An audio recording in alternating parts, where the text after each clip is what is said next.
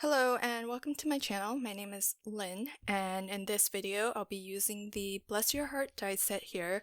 This is designed by Becca Feakin for Spellbinders, and it's a gorgeous die set that actually has a beautiful sort of nested frame, and there are actually 4 dies that come in the set. And the innermost die is your sentiment, bless your heart, which just cuts into your paper. And then there's an outer frame that closely surrounds that, which exactly matches the grand cabinet and the grand holiday cabinet, which is what I have here.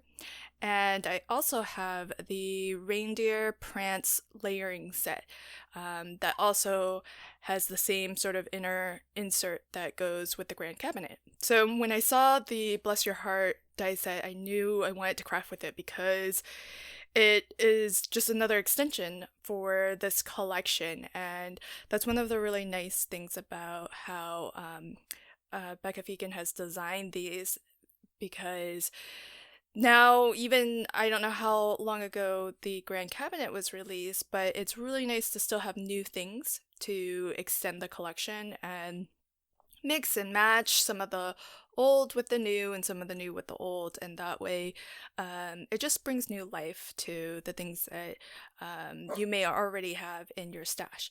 And so that's exactly what I'll be doing in this video. I'll be combining that inner insert from all 3 sets, and one thing that you may notice is that all 3 of them have the same outline die, and that's because they each, if you bought them individually, could be used on their own just for that sentiment or imagery. But it's really convenient when you have multiples of the same die, because in creating the waterfall it did need several panels, and it just made very, very quick work of it to have to be able to run all 3 panels through at the same time and die cut my waterfall panels. So I've already done a lot of that in advance, and in this video I'll just show you how to put together the mechanism. And I actually won't be using the outer frame at all in this card. So here I have a USA 2 card blank, and I just have some specialty paper that I cut out an inner rectangle, and I did use a die to cut that out, and that's mostly because I'll be layering this another piece of specialty card over top of it, and so I just want to preserve some of that specialty paper, but I do want everything to be nice and level, so I used the same die that I used to kind of gut out the center of this to just die cut another piece just from plain white cardstock. And I'm going to insert that plain white piece right in the center there.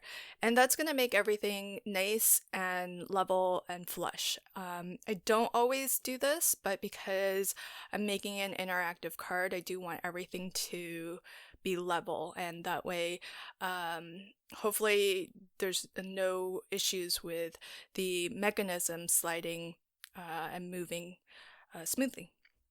So then I've just got my top matte layer on, and that's basically my card base. So here I have the 2 innermost dies from the Bless Your Heart set, and I used the outline die by itself to cut out that backing plate, and I used the 2 smallest dies combined to die cut the top layer. So I've already done that in various shades of blue, specialty card, mirror card, handcrafted cotton papers, just a variety of what I had in my stash. And I really love this background paper because it has the swirls, which I think really went well with the reindeer. It almost kind of looked like sort of the wind swirling in the background there.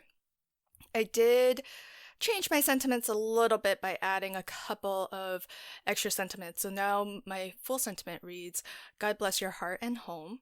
And the last panel reads, may your Christmas be merry and bright. And for those, I just use my computer and laser printer to print out the additional sentiments, and then I used a laminator to do the foiling. And this is a set that I recently purchased, and that's where the larger heart comes from. And I mean, I just kind of scoured my stash looking for hearts that would be about the right size. The smaller heart, I need to find where I got that from, but that was a different die. And for this banner, I just hand cut that and did sort of the double fishtail ends on that. So all of these panels are all set and ready to go, and now we just need to create the waterfall mechanism. So to do that, before I move on, I just wanted to also show that anytime I die cut out of specialty paper, I always keep what drops out, and then I inlay that back into white. So now I kind of have the inverse of all of these designs, and I can actually make a second card or other projects using those panels. So nothing really goes to waste if I can help it. So I've got a strip here, and this is just a piece of scrap, but it's 120-pound cardstock, and it's about 1.25 inches wide, and it's the full 11 inches long. And I usually don't measure in advance, but I like to just start with a long strip like this, and my first score line, I'll just score it exactly in half, so at the 5.5-inch mark. And once I do my scoring and sort of dry fit it onto the card, then I'll cut it down as needed. But what I'm going to do is actually from that 5.5-inch, I'll work my way towards the right in 1/4-inch increments. And how I came up with the 1/4-inch is because the border on these panels is about 1/4 inch. And so when these stack up, I'm trying to go for the look where you really just only see the border there. So that measures roughly 1/4 inch. So I'm going to score 3 lines because we'll have 3 panels that actually flip up, and the 4th panel will get glued down to our card base. And so I'm going to go ahead and fold and burnish each of those score lines. And this is a heavier cardstock, so you just want to make sure that you burnish it well and sort of just exercise that those folds, because that's the motion right there that the waterfall is going to create. So once that's done, I do have this piece of sort of a piece of scrap that I generally use as like a hinge or a glue tab. So it's just a piece that started off at 3/4 inch wide and scored in half. But since we only have 1/4 inch there, I already trimmed off a little bit from one portion of that glue tab. So, and I already have double-sided adhesive tape on both of the flaps there. And so all I'm going to do is just attach these little hinges to each of the sections that we scored. And I can see that my hinge is a little bit wider than 1/4 inch. So for the next 2, I'm actually going to trim it down even more so that this fits just exactly on the little waterfall section. And this is how I'm going to attach the panels to the waterfall mechanism. So once I get these down, I'll be sure to give it a really, really good burnish and make sure that it's well stuck, because of course with interactive cards, the hope is always that whoever gets it will want to use it a lot. And so I just want to make sure that these panels don't actually fall off. So I'll give all of them a really good burnish. And liquid adhesive would also be good here too, if you really want a nice permanent stick.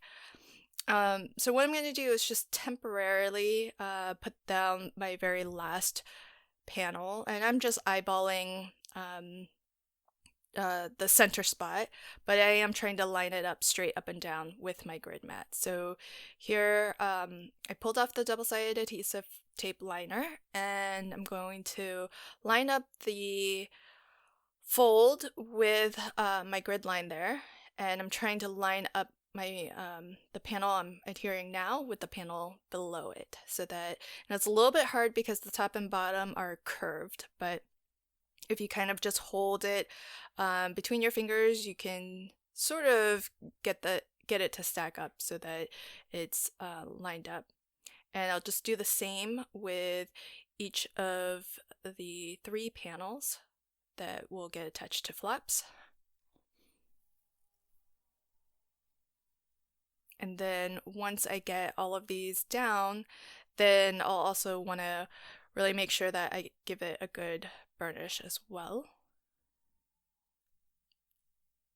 Now you could leave it at that, but I kind of don't like the glue tab showing on the back here, and so what I've already done is just die cut a few more of just that back panel, just out of some white, lightweight 65-pound cardstock, and I'm going to glue that to the back of these 3 panels. So that's going to actually hide our little glue tab there, and it's going to just make everything look a little bit more polished and professional. So if anybody's curious to see how this works, then all the edges will be nice and finished, and they won't actually see that little glue tab.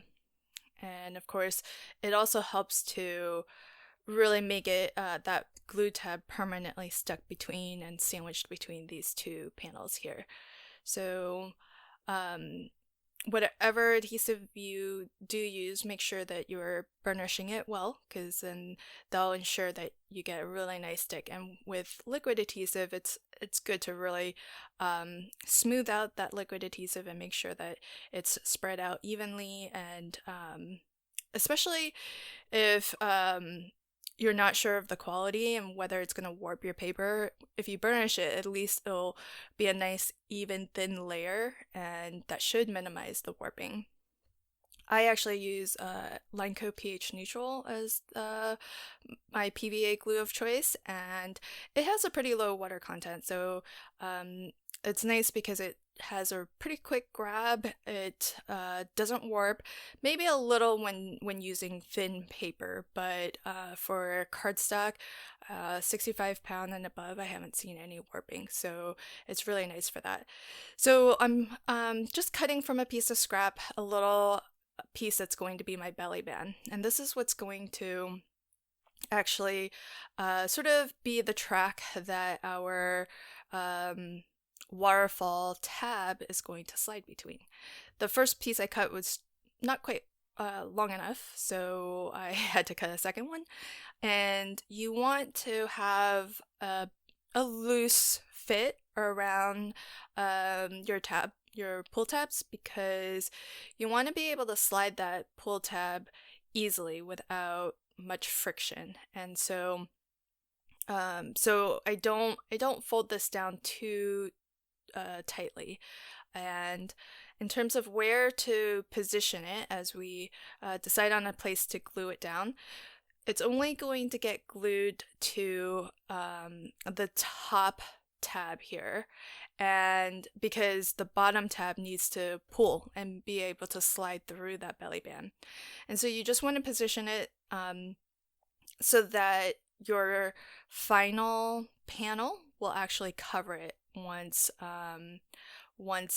we get that down. So I'm just going to put a little bit of liquid adhesive and attach that to the top. And you can see here I can actually get my bone folder completely under that belly band. So that's how much room there is, and how much sort of space or how big of a gap there is in that belly band. So more than enough for that cardstock to kind of slide through without any friction and with ease. So Now that we've got our belly band down, we can actually glue, and I keep pulling out the back tab, mostly so that this can stay nice and flat as I glue things to the top portion of the pull tab and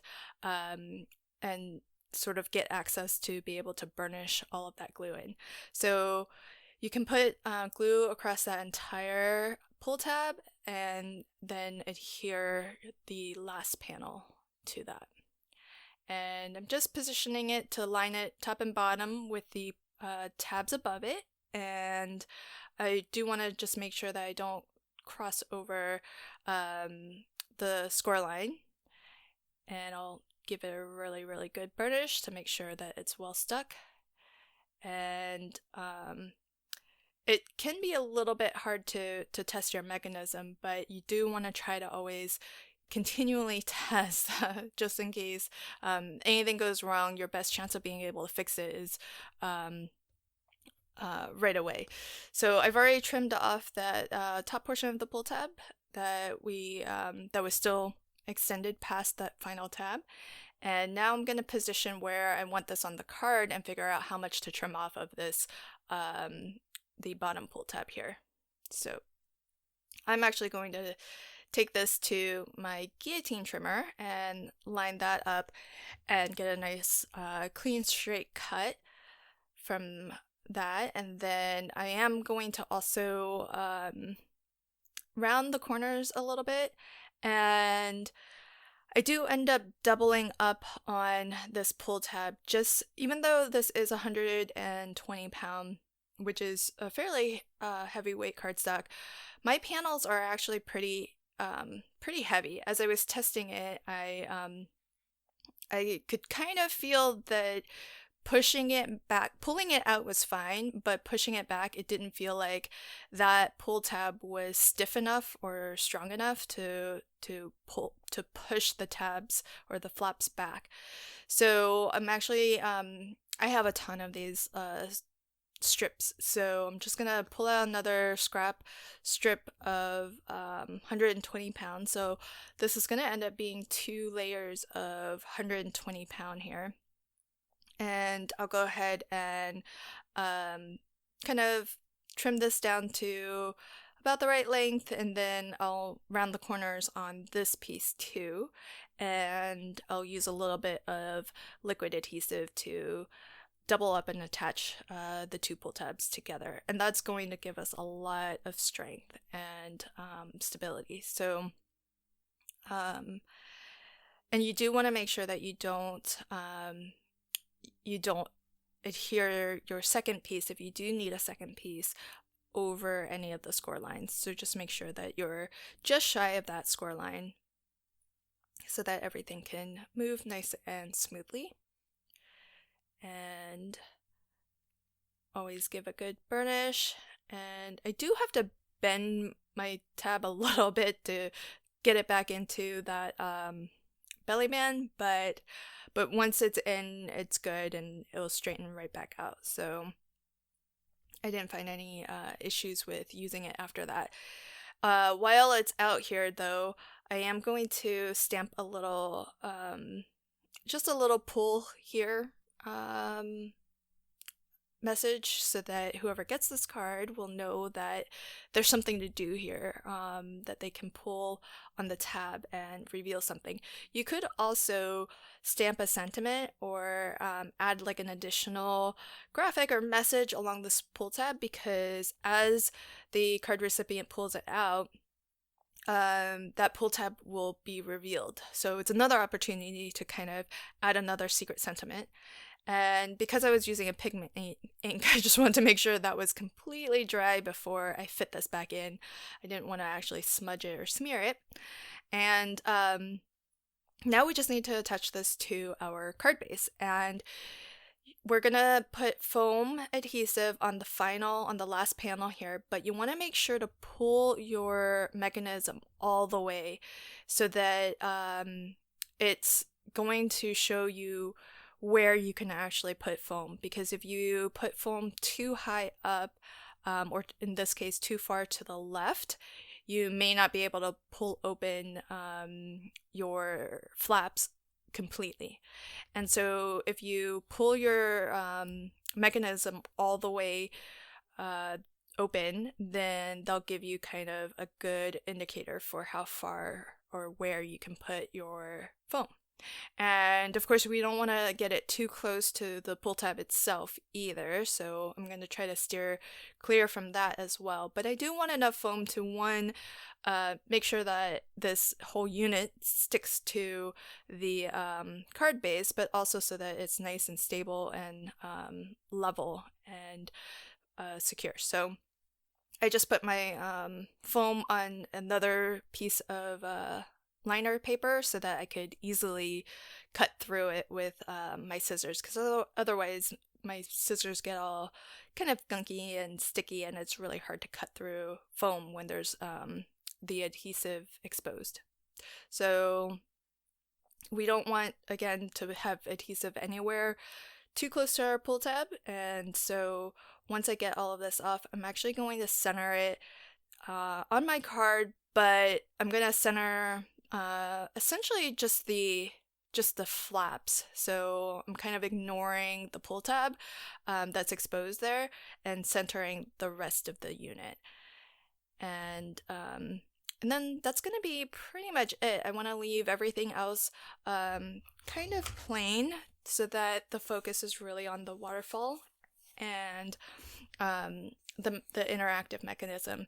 This does get pretty thick though, so I think when I go to send this, I'll probably add the extra postage for, I don't think it's going to be so much for weight, but just for the additional sort of dimensionality of it. So so that might be a consideration if you don't want to add extra postage.